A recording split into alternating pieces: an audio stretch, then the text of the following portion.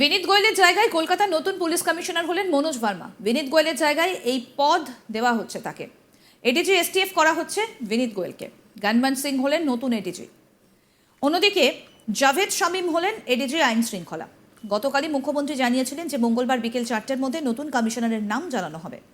তবে তার আগেই মনোজ ভার্মার নাম ঘোষণা করা হয়ে গেল। মনোজ ভার্মা 1998 ব্যাচের আইপিএস অফিসার, দীর্ঘ অভিজ্ঞতা সম্পন্ন। এই মনোজ ভার্মাই কলকাতা পুলিশের ডিসি ট্রাফিক ছিলেন একসময়। কলকাতা পুলিশের কাজে তার অতীত অভিজ্ঞতা রয়েছে। বর্তমানে তিনি রাজ্য পুলিশের এডিজি আইন শৃঙ্খলা পদে কর্মরত ছিলেন। 2008 সালে যখন জঙ্গলমহলে মাওবাদী অপারেশন হয়েছিল তখন তিনিও ছিলেন পশ্চিম মেদিনীপুরের এসপি। এই জঙ্গলমহলের মাওবাদী অপারেশনে গুরুত্বপূর্ণ ভূমিকা নিয়েছিলেন। সেই সময় সফলভাবে তিনি মাওবাদী অপারেশনের অংশ নিয়েছিলেন। এরপরে রাজ্য সরকার একটা আলাদা বাহিনী তৈরি করে যার নাম কাউন্টার এমার্জেন্সি ফোর্স। যখন কিষেনজিৎ পুলিশ এনকাউন্টার হয়েছিল সেই সময় তিনি সিআইএফ এর দায়িত্বে ছিলেন। এরপর মনোজ ভার্মা ফের শিরোনামে আসেন ব্যারাকপুরকে কেন্দ্র করে। ব্যারাকপুরের পুলিশ কমিশনার হিসেবে তিনি দীর্ঘদিন ছিলেন। সেই পদে তাকে দীর্ঘদিন রাখা হয়। এসি অফিস, সাদা গাড়ি নয়, একেবারে গ্রাউন্ডে নেমে কাজ করেন মনোজ ভার্মা। ব্যারাকপুরে কখনো নিজেই লাঠি হাতে নেমে উত্তেজনা কন্ট্রোল করেছেন, কখনো নিজেই ছুটে ভিড় নিয়ন্ত্রণ করেছেন। পুলিশ মহলে বলা হয় অশান্ত ব্যারাকপুরকে ঠান্ডা করার পেছনে মনোজ ভার্মার গুরুত্বপূর্ণ ভূমিকা ছিল। অবশ্য তাড়াতাড়ি করে হেলমেট, বুলেট প্রুফ জ্যাকেট ছাড়াই বিপদের মুখে নেমে পড়ার অনেকে তার সমালোচনাও করতে ছাড়েননি। এরপর মনোজ ভার্মাকে নিয়ে আসা হয় এডিজি আইন শৃঙ্খলা পোস্টে। এটাই রাজ্য পুলিশের ডিজির পর সব থেকে গুরুত্বপূর্ণ পদ। এই পদটা বেশ কিছুদিন হলো তিনি সামলাচ্ছিলেন। এবার সেই মনোজ ভার্মাকে কলকাতা পুলিশের কমিশনার হিসেবে নিযুক্ত করল রাজ্য সরকার।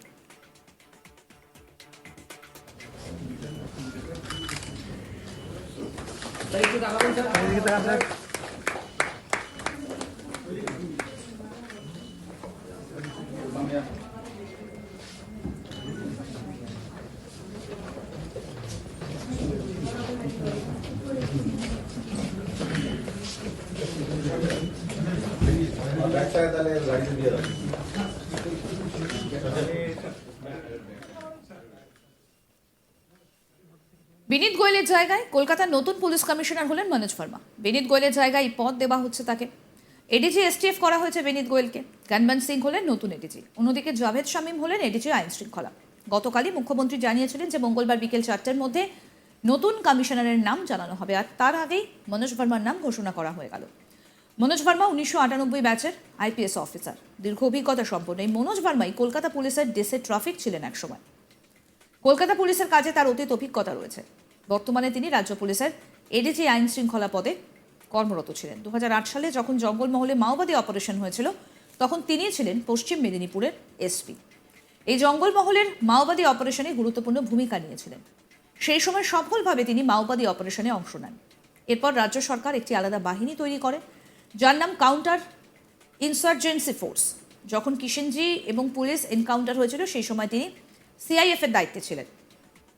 এরপর মনোজ ভার্মা ফের খবরের শিরোনামে আসেন ব্যারাকপুরকে কেন্দ্র করে। ব্যারাকপুরের পুলিশ কমিশনার হিসেবে তিনি দীর্ঘদিন ছিলেন। সেই পদে তাকে দীর্ঘদিন রাখাও হয় এবং তিনিই হচ্ছেন কলকাতার নতুন সিপি। এবং মঙ্গলবারই সন্ধে তিনি তার দায়িত্ব বুঝে নিয়েছেন। আমাদের প্রতিনিধি রাজেশ সাহা কি প্রতিবেদন তুলে ধরেছেন শুনবো এবার। জঙ্গলমহলে তিনি দীর্ঘ বহু বছর কাজ করেছেন। সেখানে এসপি পদে তিনি কাজ করার তার বিশাল অভিজ্ঞতা রয়েছে।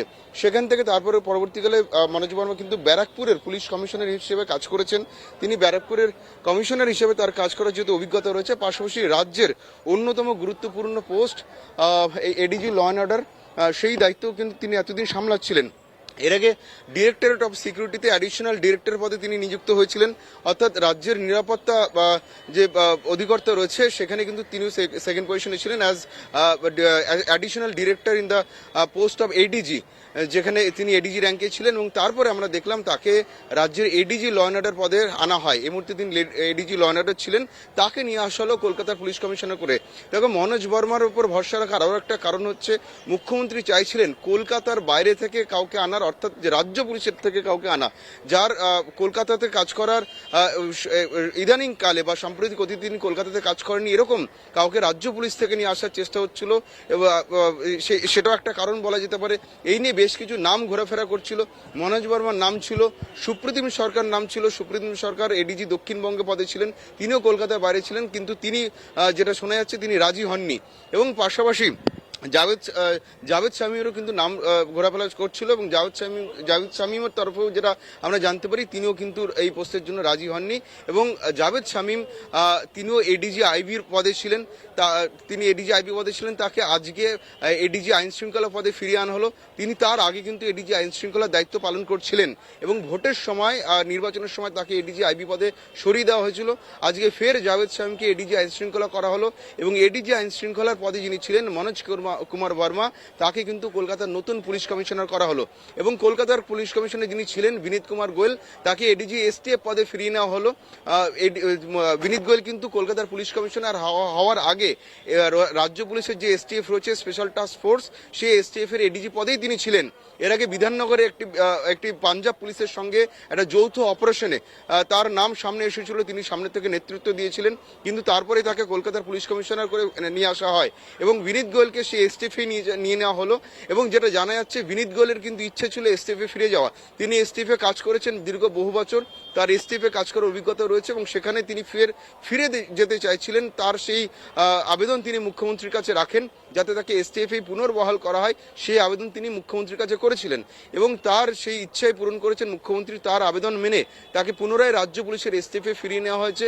এডিজি পদে তিনি থাকবেন, এবার থেকে এডিজি এসটিএফ এর দায়িত্ব সামলাবেন বিনীত কুমার গোয়েল, এবং বিনীত কুমার গোয়েলের পদে কিন্তু আজকে আসীন হচ্ছেন মনোজ কুমার বর্মা, যিনি রাজ্য পুলিশের এডিজি আইন শৃঙ্খলা পদে ছিলেন। এমন কাউকে চাওয়া হচ্ছিল রাজ্যের তরফে যিনি কলকাতা পুলিশের সাম্প্রতিক অতীতে কাজ করেননি, অর্থাৎ রাজ্য পুলিশ থেকে কাউকে আনার চেষ্টা হচ্ছিল। সেই জন্য কিন্তু জাভেদ শামীমের যেমন নাম ছিল, সুপ্রতিম সরকারের নাম ছিল, অজয় মুকুন্দ রানারের নাম ছিল, একই সঙ্গে এই মনোজ কুমার বর্মারও নাম ছিল। কিন্তু মনোজ কুমার বর্মা রাজ্যের মুখ্যমন্ত্রীর যথেষ্ট আস্থাভাজন, এবং রাজ্য পুলিশের অন্যতম গুরুত্বপূর্ণ পদ হচ্ছে এডিজি আইন শৃঙ্খলা, অর্থাৎ গোটা রাজ্যের আইন শৃঙ্খলার ভার কিন্তু এই অফিসারের কাঁধে থাকে।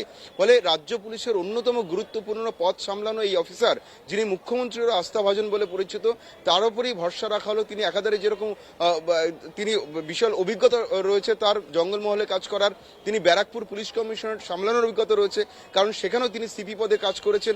ফলে তিনি যেমন অভিজ্ঞ, তেমন দক্ষতা রয়েছে, পুলিশ বাহিনী তেমন সুখ্যাতিও রয়েছে, এবং তার বিরুদ্ধে কিন্তু সাম্প্রতিক অতীতে কোনো অভিযোগও নেই।